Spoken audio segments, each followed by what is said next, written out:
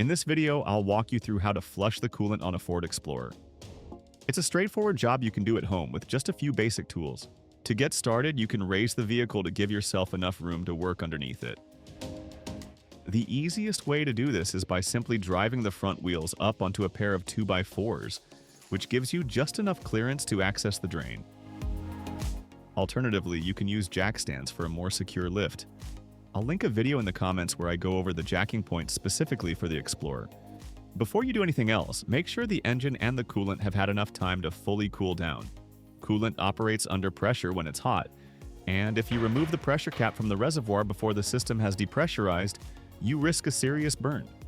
Give the car at least an hour after it was last driven before you begin.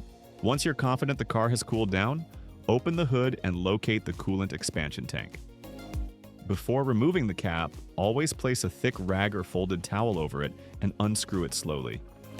This gives you some protection in case there's any residual pressure or heat still in the system. Now let's move underneath the car. You might expect to drain the coolant directly through the radiator drain, but I'll show you why that's not the best approach on this vehicle. First, I'll remove the underbody panel to get access to the drain valve.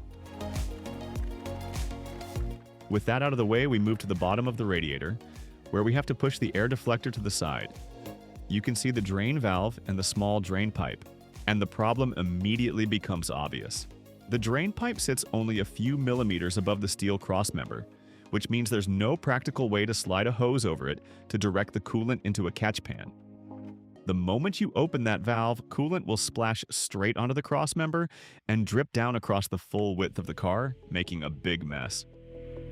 So we're going to do this a different way.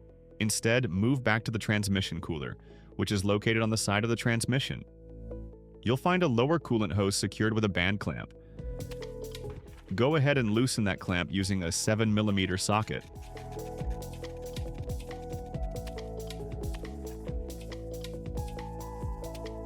Once it's loose, position your drain pan or bucket beneath the hose and pull the hose away from the pipe.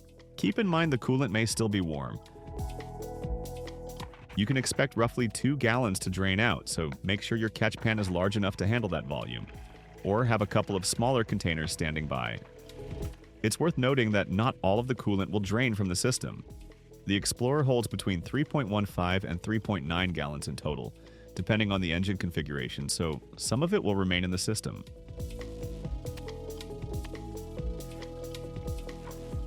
Once the flow has stopped, go ahead and reconnect the hose to the transmission cooler and tighten the band clamp back down securely. Now, it's time to go back under the hood and refill the cooling system.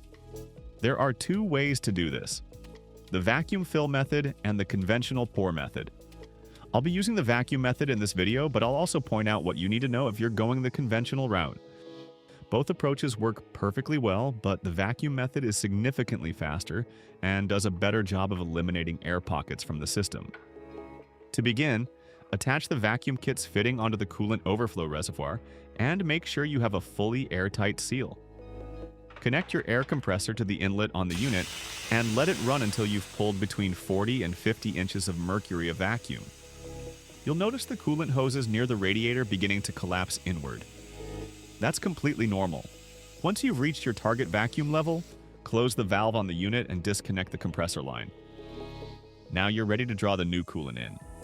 The most convenient approach is to pour all of your coolant into a single large, clean bucket beforehand, so you don't have to fumble with switching between bottles mid-fill. Make sure you have slightly more coolant in the bucket than the amount you drained out. Submerge the suction line into the bucket, fill the line with coolant before connecting it to the valve, and then reopen the valve. The vacuum will slowly draw the coolant into the system on its own. Just keep a close eye on the inlet and make sure it stays submerged at all times. If air gets pulled in, it defeats the purpose of the whole process. If your coolant container runs low, close the valve before the inlet sucks in any air, then move it to a fresh bottle or add some coolant to the bucket before reopening the valve. If you're filling the system the conventional way, simply pour coolant directly into the overflow reservoir until the level reaches the maximum mark on the side of the tank. Once the coolant has stopped flowing and the vacuum has dissipated, detach the vacuum unit from the reservoir. Check the fluid level in the tank and top it off to the maximum line by pouring a little more coolant in directly. Then reinstall the cap and tighten it down firmly until you feel the hard stop. Before moving on, take a moment to look underneath the car and confirm there's no coolant leaking from the area where you disconnected the hose. Now, start the engine and let it idle for about a minute. After that, hold the engine at 3,500 revolutions per minute for roughly 30 seconds. That burst of higher RPM is important. It increases coolant flow through the system and helps push any remaining air pockets up into the reservoir where they can escape. And let it idle again for 30 seconds. Then shut it back off. Let the car sit for a minute after shutting it off to allow any larger air bubbles to purge from the system. Check the level in the reservoir and top it back up to the maximum line. At this point, the coolant hasn't yet had time to fully heat up and pressurize. So it's safe to remove the cap, but still use your towel and turn it slowly to the first notch to release any remaining pressure before taking it off completely. Add some coolant. Reinstall the cap and make sure it's fully tightened to the hard stop, because the next phase will bring the system up to full operating pressure. Start the engine again, and let it idle up to full operating temperature. To help the engine get there more quickly, close the hood and turn the cabin heater off. That keeps the heat in the engine rather than pulling it away. You'll know the thermostat has fully opened when you hear the radiator fans kick on, which means the car has reached normal operating temperature. At that point, turn both the front and rear heaters inside the cabin to their maximum temperature setting. Then hold 3,500 RPM for about 30 seconds, followed by 30 seconds at idle. After that, shut the engine off and wait a minute to let any remaining large air bubbles work their way out to the overflow reservoir.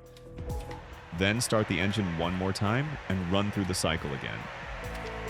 30 seconds at idle, 30 seconds at 3,500 RPM, and another 30 seconds at idle before shutting it off.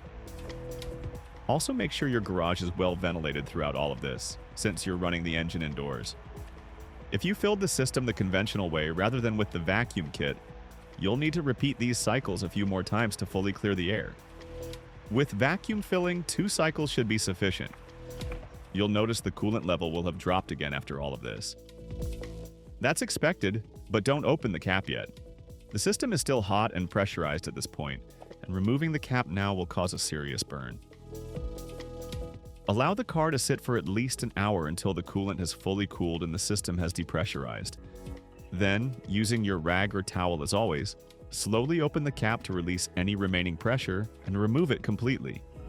Top the fluid off to the maximum fill line one final time and reinstall the cap firmly. And that's it! Your coolant flush is complete. After you've driven the car for a few miles, it's also a good idea to check the coolant level one more time once the engine has cooled down, and top it off if needed. If you want to do a more thorough job of flushing out the old fluid, you can repeat the drain and fill process 2 or 3 times in a row to replace a greater percentage of the coolant in the system. To quickly run through everything used in this job, a ratchet with a 7mm socket, a vacuum fill kit, fresh coolant, and 1 or multiple drain pans. You can find links to these items in the description below. If this video was helpful, consider giving it a like and subscribe for more maintenance guides. Thanks for watching.